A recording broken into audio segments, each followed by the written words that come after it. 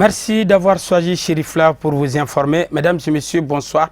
Bienvenue dans cette édition d'information de ce jeudi 15 novembre. Les activités de la Ziara de Donyumana, 9e édition du JAR, ont débuté ce jeudi 15 novembre 2018. Plusieurs dispositions sont mises en place par la commission d'organisation au fin d'assurer la réussite de cet événement grandiose. On fait le point avec nos envoyés spéciaux à Donyumana, Al-Amidou Badini et Abdoulaye Sogodogo. Ils sont venus par milliers des 4 coins du monde pour se recueillir sur le tombeau de la famille chérifienne de Donyumana, où reposent notamment Adja Bafouné Traoré et Mohamed Al-Madani Aïdara Difa, fils du guide spirituel des Ansar à Seyd Chérif Ousmane Madani Aïdara.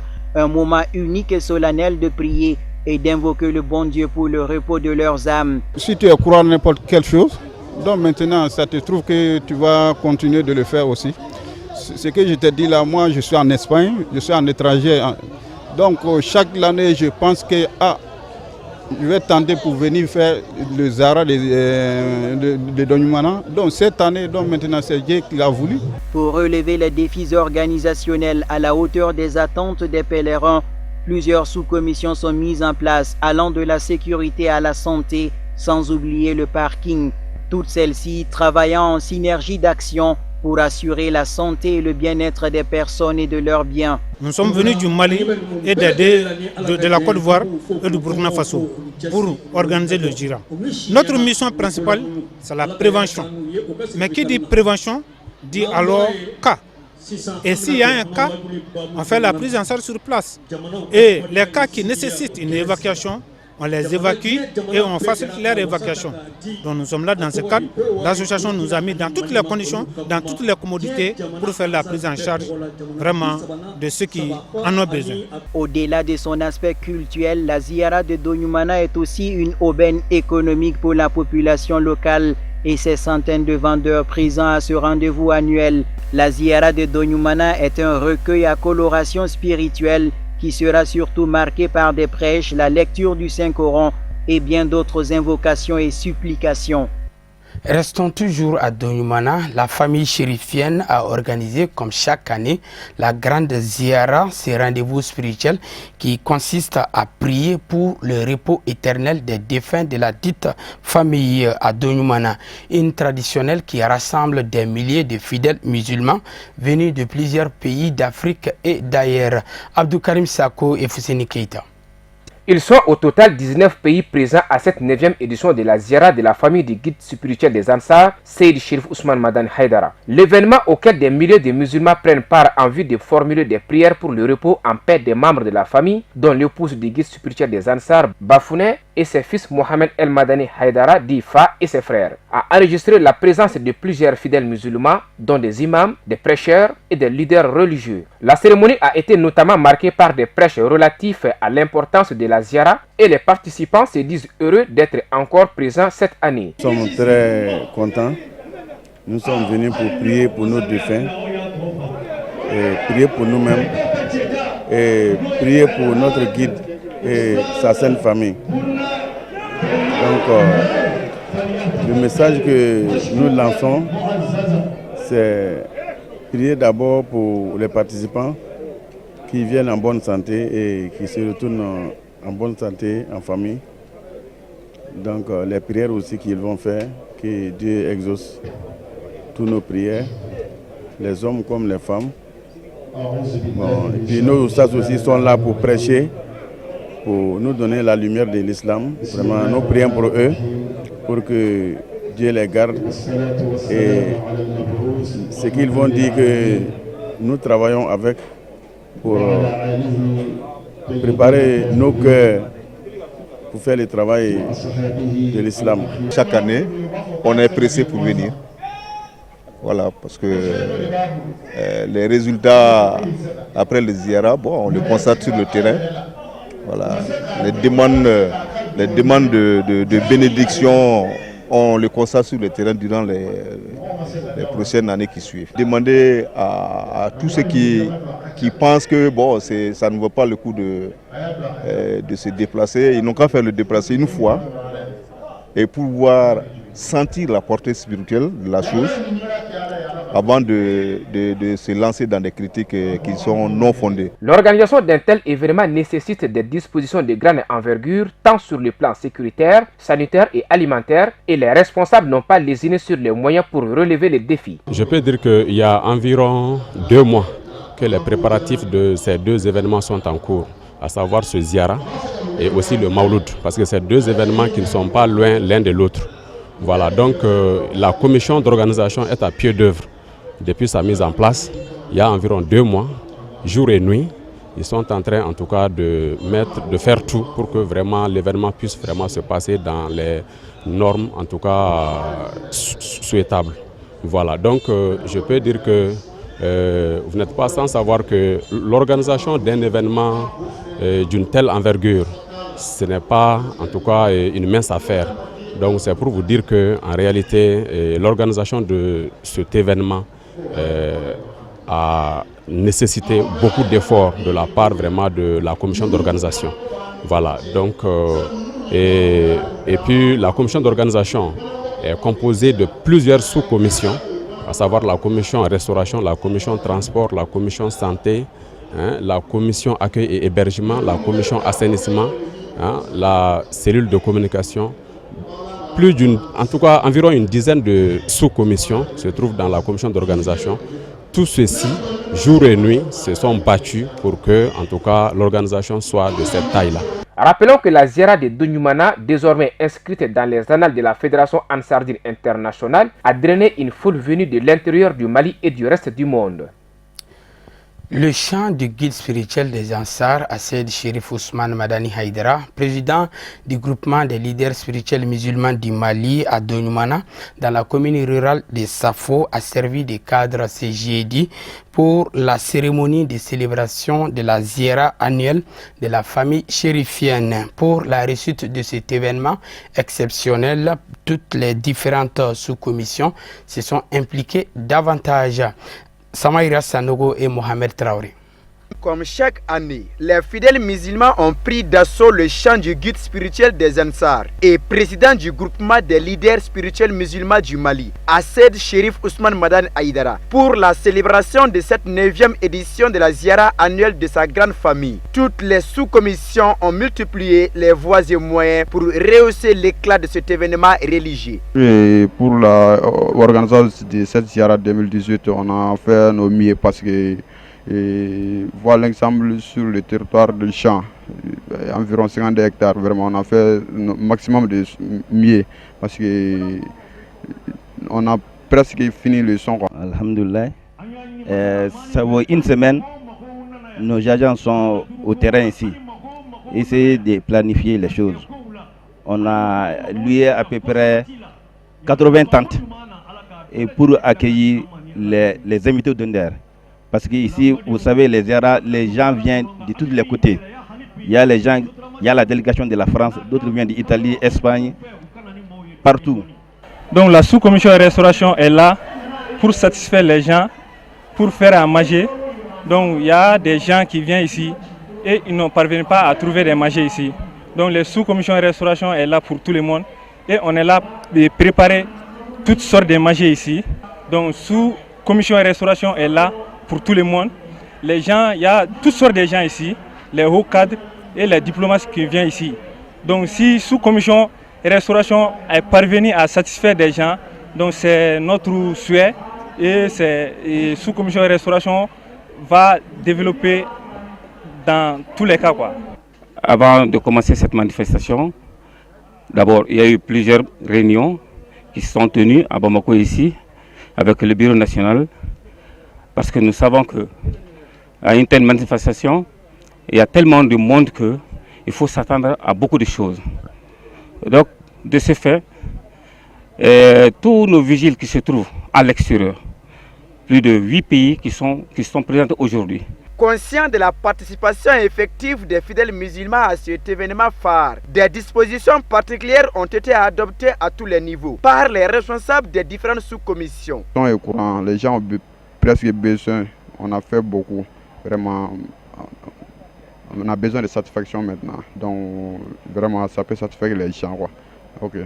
l'année passée, nous avons eu à peu près 17 pays différents du Mali qui étaient présents. Et cette année, nous avons pris toutes les dispositions nécessaires pour essayer d'accueillir ces gens-là et les bien héberger. On est là parce qu'on est parvenu à faire notre besoin. Parce que l'an passé, il y a beaucoup de gens qui ne viennent même pas parvenir à manger ici. Donc c'est pour. Mais cette année, on a eu l'augmentation des matériels, quoi. Parce que l'an passé, si on était à 10 tonnes, cette année, on est à 30 tonnes. C'est ce que tu vois. Donc l'an passé, si on est à 3 moutons, cette année, on est à 6 moutons. De Bamako jusqu'à Doyoumana, nous avons pris des dispositions nécessaires, des dispositions d'accompagnement, de sécurité, pour au moins que les véhicules venant de Bamako ou d'ailleurs puissent venir plus rassurément, doucement, arriver sûrement. Je pense que ça c'est l'essentiel. Donc avec beaucoup de conseils que nous avons prodigués aussi à des gens qui sont venus, parce que dans telle sorte de manifestation, d'abord il faut parler avec les gens, il faut les sensibiliser d'abord. En cette fin de matinée marquée par des prières et d'implorations du Tout-Puissant Allah, chacun a dû faire un don de soi pour un minimum de pardon, de solidarité et surtout d'entraide. Vivement la 10e édition. Voilà, c'était la grande page consacrée à la grande ziara de Doyoumana. L'ONG Educo Mali a organisé une journée de réflexion sur le travail des enfants ce jeudi 15 novembre à l'hôtel Salam de Bamako. La rencontre était présidée par le ministre de la Femme, de l'Enfant et de la Famille en présence de plusieurs partenaires. Les thèmes retenus face à la problématique de la protection des filles travailleuses domestiques, quel engagement? Sadio Sidibé et Baba Keïta. Cette journée de réflexion sur le travail des enfants au Mali est une initiative de l'ONG Educo pour permettre aux acteurs de se pencher sur la problématique des filles travailleuses domestiques.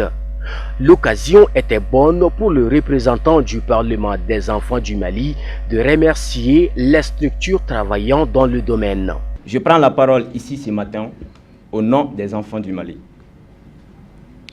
qui est un immense honneur dans le cadre de cette journée de réflexion sur le travail des enfants.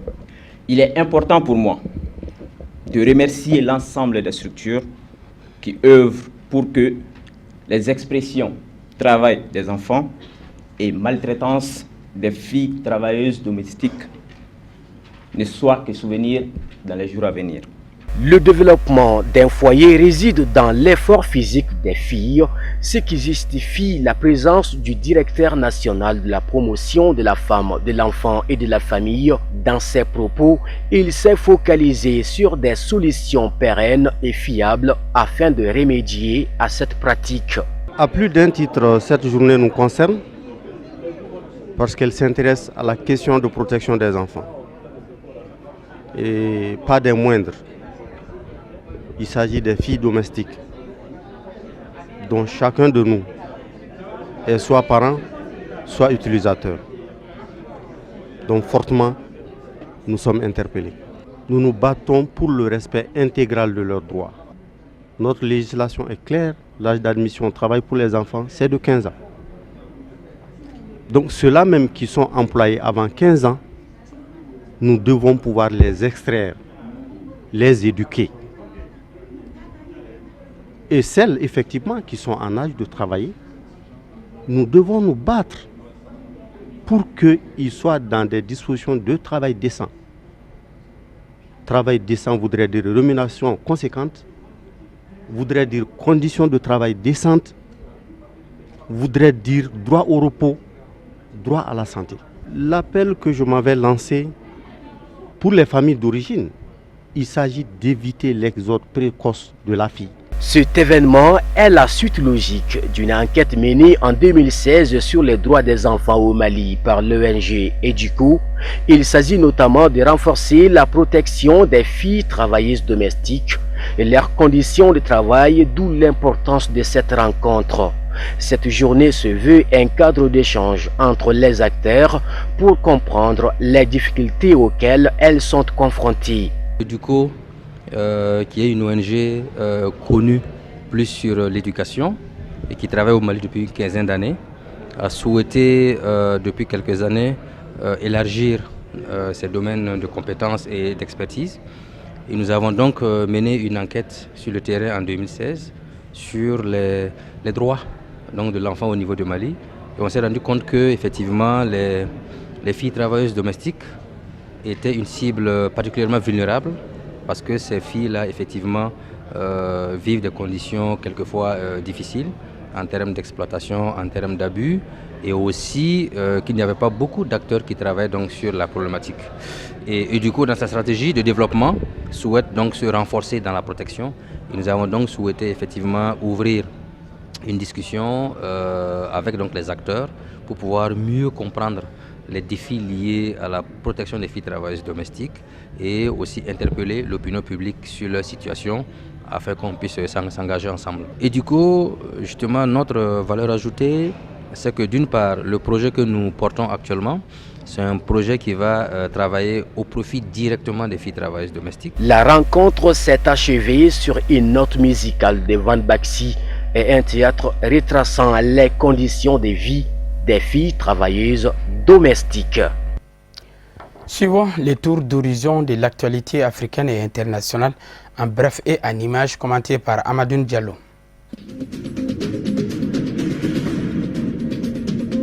En Guinée, le correspondant de RFI, Mokhtar Ba, a été sanctionné ce mercredi par la haute autorité de la communication après une plainte du ministère guinéen de la Défense. Cette sanction fait suite à la diffusion d'un reportage le 8 novembre sur les circonstances de la mort de 2 jeunes gens. La direction de RFI rappelle que Mokhtar Ba n'a fait que son travail et qu'il est aujourd'hui, après 30 ans de carrière, l'un des journalistes les plus chevronnés de Guinée. La Fédération internationale des droits de l'homme, FIDH, dénonce un raidissement du pouvoir et demande aux autorités de rendre à Mokhtar Ba son accréditation dès aujourd'hui.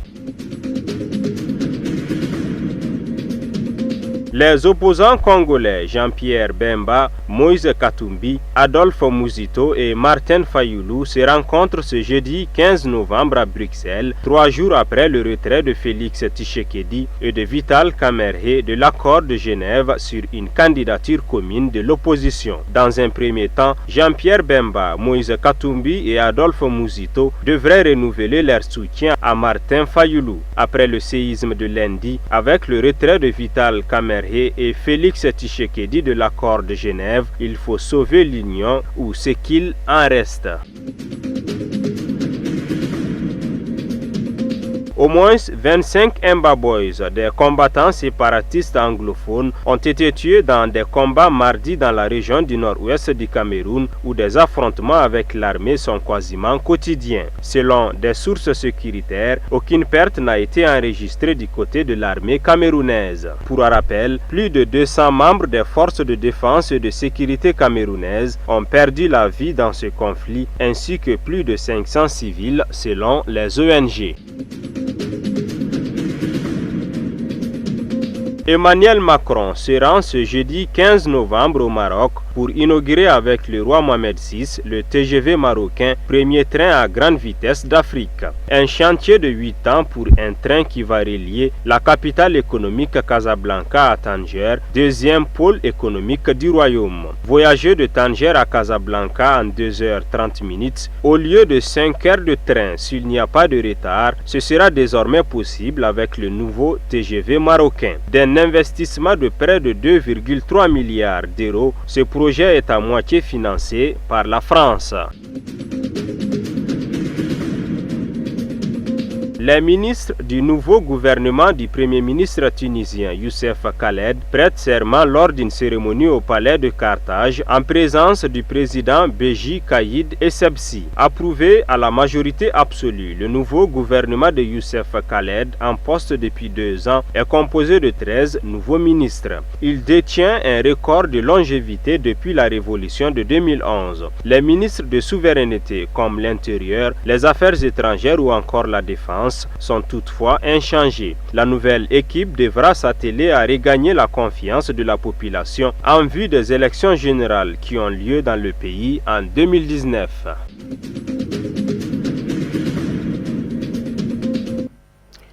Voilà, ainsi s'achève cette édition d'information qui a été préparée par l'ensemble de la rédaction. Merci de l'avoir suivi. Les programmes continuent sur Chérifla Télévision. Au revoir.